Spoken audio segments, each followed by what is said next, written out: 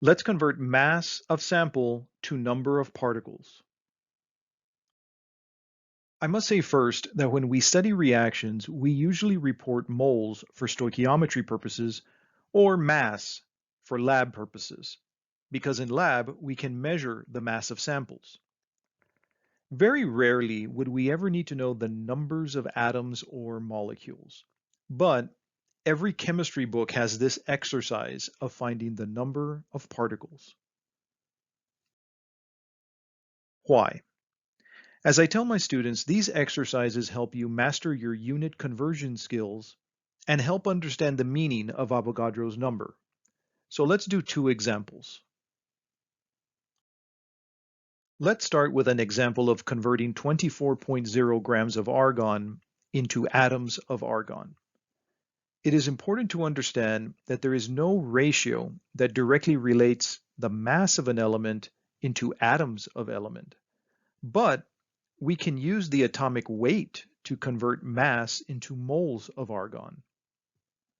Then we can use Avogadro's number to convert the moles of argon into atoms of argon. Recall, Avogadro's number is the number of anything in a mole. In this case, argon atoms in a mole of argon atoms. Start with 24.0 grams of argon, then use the atomic weight to convert to moles of argon. The unit of grams of argon will cancel. Let's keep going. Convert the moles of argon into the atoms of argon using Avogadro's number. The unit of moles of argon will cancel. In the end, only atoms of argon will remain.